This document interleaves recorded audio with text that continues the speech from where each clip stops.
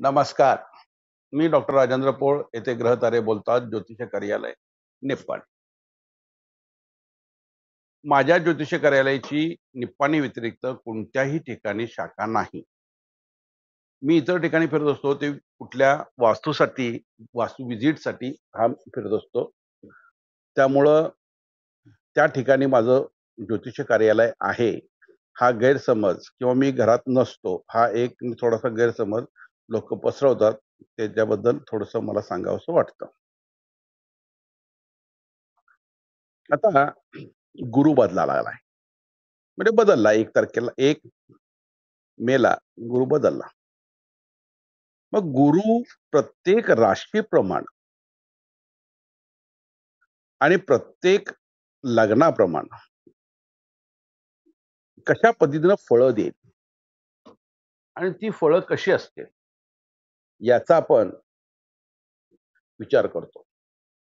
प्रत्येकाला आपल्याला की नाही कितवा गुरु आहे, त्यानंतर तो आपल्याला गुरु काही फळं देणार का? याच्याबद्दल की नाही प्रचंड उत्सुकता असते. असणं गरजेचं आहे आणि स्वाभाविक आहे. मनुष्य स्वभाव आहे आणि मनुष्य स्वभावाप्रमाणे हे ज्यावेळेला की नाही येतं, त्यावेळेला त्या गोष्टीचा आपल्याला विचार की नाही करावा लागतो. एक सर्वसाधारण कोणताही ग्रह बदलला, की जे ज्योतिषी आहेत, मग महान ज्योतिषी, रथी, महारथी, अर्धरथी हे सगळी आपले व्हिडिओ टाकत असतात, की ह्या राशीला इतका आहे, ह्या राशीला इतका आहे. हा जो की नाही एक ज्योतिषांचा समज आहे किंवा ज्योतिषांचा समज नसला आणि जर त्यांनी जर चुकीची माहिती समाजापुढे ठेवत असले, तर तोही भाग आला. पण मला वाटतंय त्यांना जे माहीत आहे तेच त्यांनी मांडतात. त्यामुळं तो कोणता भाग आहे, याचाही आपल्याला विचार करावा लागेल. कोणताही ग्रह ज्यावेळेला त्या लग्न पत्रिकेमध्ये असतो, त्या पद्धतीनं तो लग्न पत्रिकेतले फळं हा लग्न पत्रिकेतल्या स्थानाप्रमाणे त्याच्या त्याच्या इतर ग्रहांच्या कॉम्बिनेशन प्रमाणे तो देत असतो.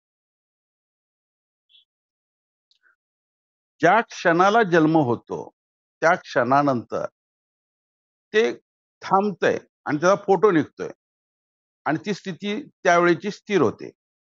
त्यानंतर दुसऱ्या क्षणालाच त्याची गती चालू होते आणि जशी ती गती चालू होते,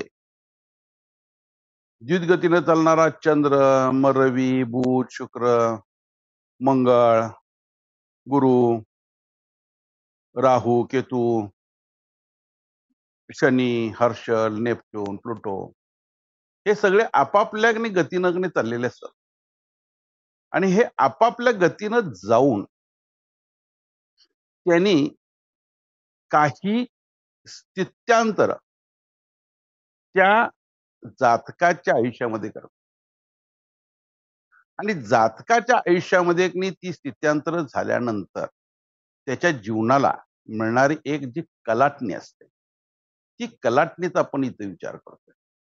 चांगलं होईल, वाईट होईल, ह्या सगळ्या गोष्टी इथं होतात. प्रत्येक वेळेला जातक हा माझं चांगलं कधी होणार हे शोधत असतोय आणि हे शोधत असताना तो बऱ्याच पद्धतीनं चुकीची माहिती गोळा करतो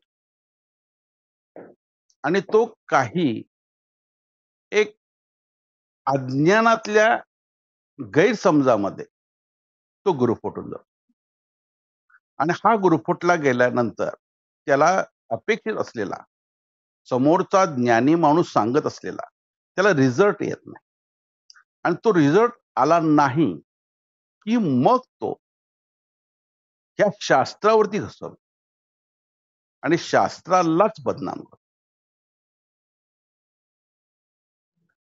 कोणत्याही ग्रहाचं भ्रमण होतंय. हे भ्रमण हे महत्वाचं आहे. हे भ्रमण त्या जातकाच्या पत्रिकेतल्या त्या ग्रहांवरनं होत असतंय. मग ही स्थिती प्रत्येक वेळेला तशीच येते का? तर येत नाही. जन्मलेला आलेला जातक हा त्याचा गुरु एका ठिकाणी असणार आहे, कुठल्याही राशीत असेल.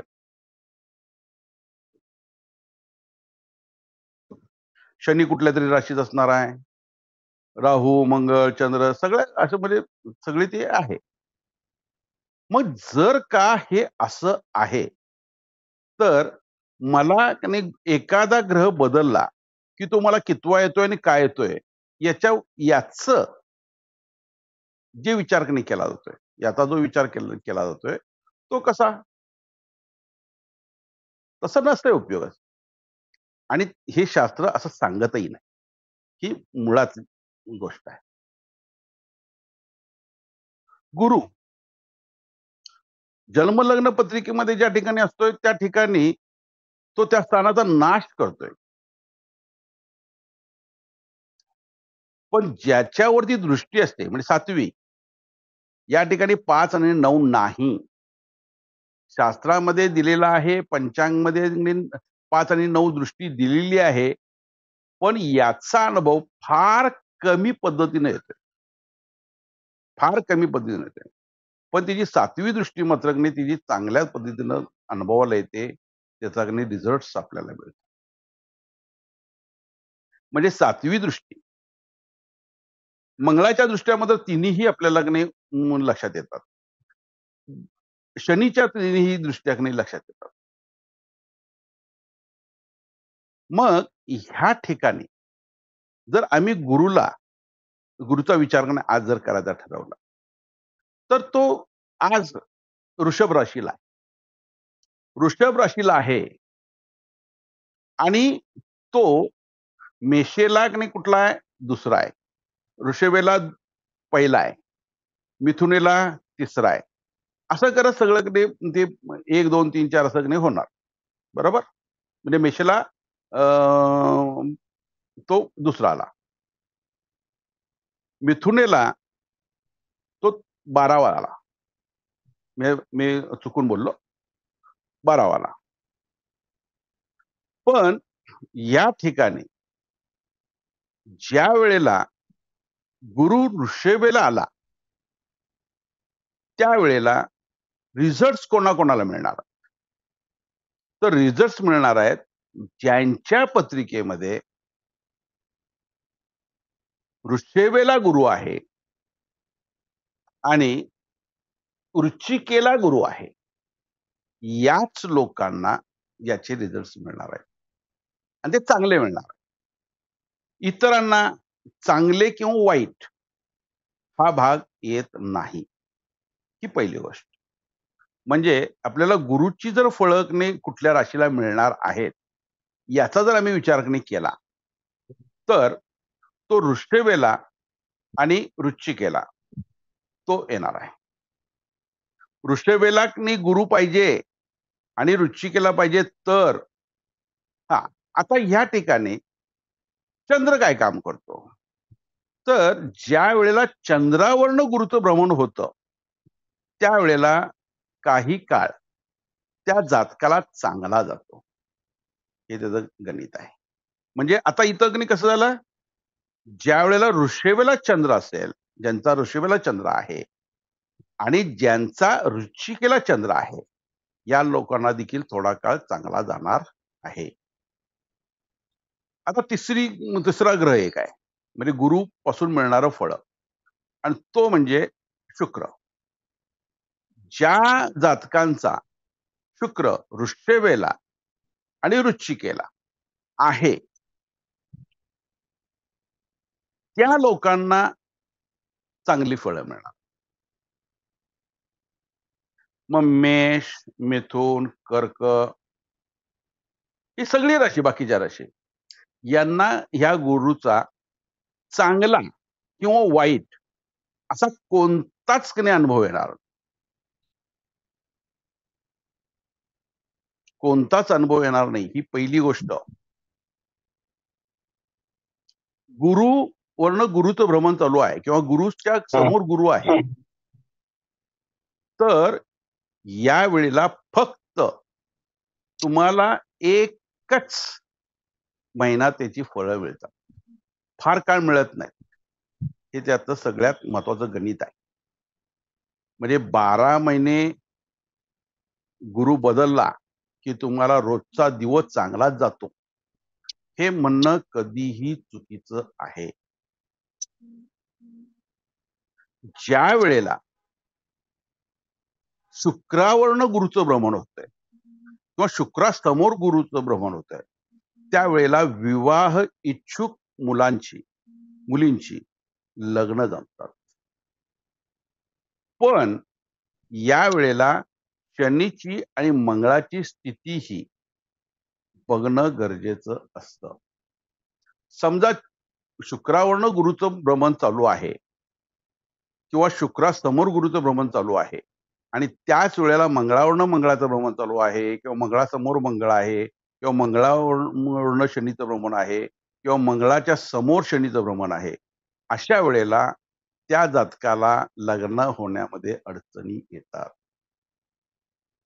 जरी गुरुवरनं गुरुचं भ्रमण असलं किंवा शुक्रावरनं गुरुचं भ्रमण असलं तरी देखील. गुरुवरनं गुरुचं भ्रमण असते वेळी त्याला बाकीच्या प्रगती होतात. पण शुक्रावरून ज्या वेळेला गुरुचं भ्रमण असतं, त्यावेळेला त्याला विवाह कार्यासाठी होतं.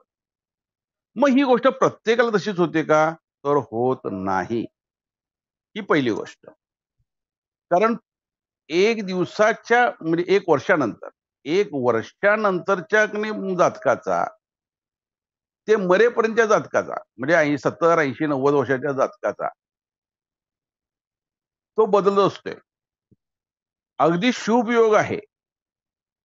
मग त्या व्यक्तीचा मृत्यू येणार नाही का? तर मृत्यू येत असतो. हे लक्षात ठेवा. त्यामुळे निव्वळ मला चांगला काळ आहे असं म्हणण्यापेक्षा शास्त्र खरोखर काय सांगतंय हे जातकाने आज बघायची वेळ आलेली आहे. कारण आमचे ज्योतिषी महारथी हे काय करायलेत? लोकांना मिसगाईड करायलेत. तो मिसगाईड लोकांनीच कुठेतरी त्याला ब्रेक लावला पाहिजे, असं माझं म्हणणं आहे. धन्यवाद. नमस्कार.